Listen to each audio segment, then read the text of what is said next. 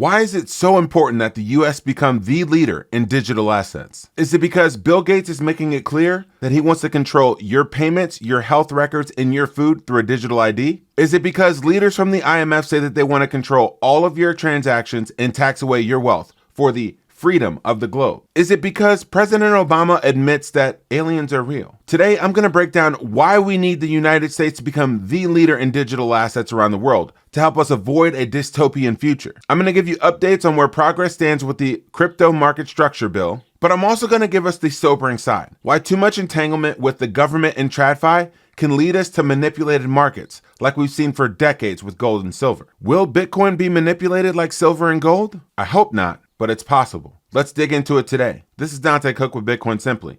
Let's go.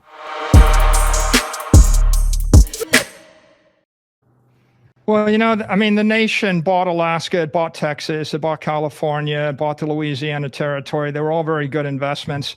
We think about Greenland right now. That's on the top of everybody's tongue.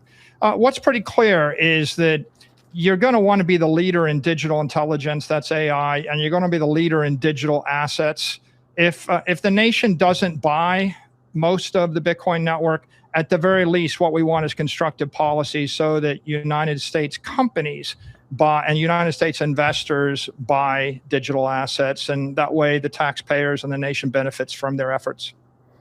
I agree with this take from Michael Saylor. The U.S. becoming the leader in digital assets will be great for the United States from an economic standpoint. It's sort of like the internet, which there were a lot of proponents that wanted to ban, that wanted to remove, that wanted to censor the internet. But the United States took the right path in removing the regulatory burdens of the internet. And in doing so, the United States is now the global leader in technological innovation, in digital innovation. We've created trillions of dollars in wealth through our companies, but also through our people and through our stock market. And it's because we let the internet innovate. And I think the same thing is true right now for digital assets and crypto more broadly. But the reason why we want clear rules and regulations isn't just around the upside. It's to protect us from the downsides. Listen to this conversation from the IMF about the world that we will live in if there aren't clear rules and regulations passed about Bitcoin, property rights, and digital assets. You don't want this future. We actually have a beautiful opportunity in front of us with the United States being such an unmitigated disaster as it currently is. Okay, so there is the opportunity, and within that opportunity, I would suggest three things. The first one, we have to have a global asset registry. We have to know who has the freaking money. And if they don't want you to know that they have the money or how much money they have, chances are they got it from somewhere they shouldn't have gotten it from, and they're spending it on something they shouldn't be spending it from. So number one, a global asset registry. Number two, we have to facilitate an international conversation about what is enough. And that if there is a number that is enough, there is a number that is too much. We believe that money becomes power, and when power threatens your democracy, you have to take away power, and the only way to take away that power is by taking away the money. And the only way to take away the money is taxation. So number three, forget progressivity. All right? Forget progressivity, unless by progressivity you mean taxation that makes people less rich. This is not about a 2% wealth tax when somebody's getting a higher return than that.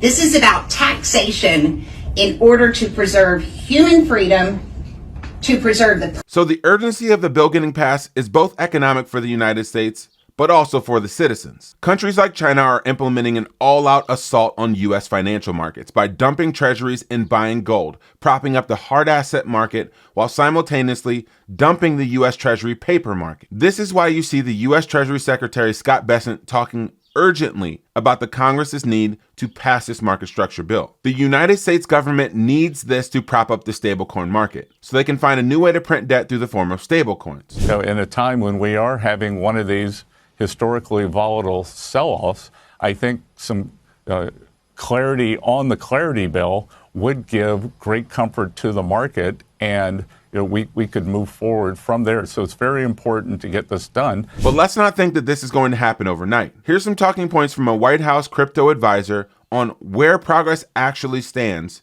with this market structure bill. And it seems like we're pretty far off from anything actually getting implemented. I'm talking midsummer. So the status right now, the House passed the Clarity Act, their version of it last year, over to the House in July, I believe. And the Senate has taken it up and made its own changes to it and is fashioning their own version. We were able to pass half of the bill out of the Ag Committee that handles the CFTC portions. And now we're just stuck in the Banking Committee for the SEC portions, the securities portions of that bill. So there was a markup that was scheduled on, I believe, January 18th that unfortunately got pulled down, postponed. But we're working hard to address the issues that were raised that led to the postponement of that markup and hopefully get that back on the books soon. And then once we pass that out of the Banking Committee, the two pieces of the legislation will need to be reconciled before a final vote on the floor. So more work to be done, but we're a step closer with the passage of the ag portion of this a couple weeks ago. One of the real reasons why we need the United States to become a leader in digital assets is because if we don't, the aliens will. Are aliens real? They're real, but I haven't seen them, and they're not being kept in what is it? Area 51. Area 51. There's no underground facility, unless there's this enormous conspiracy, and they hid it from the President of the United States. No, I'm just kidding. But on the real side, the United States government needs the economic upside. Us as individuals, we need the freedom upside. We need property rights. We need clear rules and regulations around what we can have, what can be viewed, our privacy, and limitations to what the government can and can't do. The best asset that will allow the United States government to both achieve their financial goals by having a hard asset backing their new paper markets and currencies with stablecoins, and also achieving the maximum amount of property rights and freedom for us as individuals, as well as a store of value, is Bitcoin. But if you're a trader of Bitcoin, you will never see the future. You'll never see the returns that past Bitcoiners have gotten. Every single time the market dips, it corrects. There's one company who simultaneously has helped so many people get into Bitcoin, but also hurt so many people to not see the future by allowing them to trade their Bitcoin. And that company is Coinbase, the master of distraction. So much so that they created a distraction during their earnings call. Okay, next up, our crypto trading volume market share doubled in 2025. And when people store their assets with us, one of the major activities they do is trading. And our trading volume actually grew 156% year over year. We more than doubled our market share for crypto trading specifically. And derivatives volume contributed to much of this growth. In December, we announced the launch of the Everything Exchange as well, where you can trade stocks, commodities, prediction markets alongside millions of crypto assets all on one account. So this is setting us up to continue this strong growth into 2026. Don't be a trader of your Bitcoin on Coinbase's platform. Matter of fact, don't sell your Bitcoin at all. If you want to get liquidity from your Bitcoin, stack Bitcoin and then responsibly borrow against it. And to do that, you can work with a company like Ledn, the leader in Bitcoin-backed loans, which allows you to borrow against your Bitcoin up to 50% loan to value. And they hold your Bitcoin in cold storage. You can get fiat in your account in less than 6 hours, and the application takes less than just 2 minutes. There's no credit checks, and loans start at just 12.4% that can be repaid off at any single time. Go to learn.ledn.io/simply to get started. And also, Coinbase is very loud and clear in their earnings call, aside from the distractions, that they don't want you to be sovereign. They want you to be subservient. They want you to keep your coins on their platform. Listen to what Brian Armstrong had to say about this. So first, because Coinbase is the most trusted brand in crypto, we store more crypto than any other company. Assets on platform is how we track this, and it's grown about 3x over the last 3 years. We now store about 12% of all crypto in the world, more than the next 4 competitors combined. And you can see even in Q4, although crypto prices came down, which showed this number lowering, the overall trend is very clear. And this is a big part of what makes our business defensible, since people are most likely to use the financial products where their assets reside. Well, you can avoid this future by scheduling a call with the team at the Bitcoin Way. Remove your Bitcoin from exchanges, run a node, become your own Coinbase, and do so by holding your keys privately. Don't be one of the statistics of all of the people that are storing their wealth on their platform. Schedule a free meeting with the team at thebitcoinway.com/simplybitcoin. Their advisors and their team are waiting to have conversations with you. Don't have your Bitcoin on Coinbase. Speaking plainly here, from my perspective, the biggest danger in all of this crypto market structure bill conversation is that the more and more that you get entangled with the government and TradFi markets and them setting clear rules and regulations about hypothecation, about custody, about who can own what, about transactions, about privacy, is what you're doing is you're creating a synthetic market on top of a hard money asset. So this conversation, like Jim Bianco, although I don't agree with him much on his takes about Bitcoin and crypto in general, he hits the spot on the head. You can't create more than 21 million Bitcoin on chain, but you can create markets around it, fractional reserve markets off chain. And that's exactly the potential fear that we're running into with Bitcoin that has been happening to gold and silver for decades. Listen to this clip here. We all talk about that Bitcoin, crypto, ETH is deflationary as well, is hard money. You can't print it. No, you're right. You can't print it on chain. You can't create more than 21 million Bitcoin on chain. But off chain, what we've effectively done is we've created a fractional reserve system around Bitcoin. So we've got the ETFs.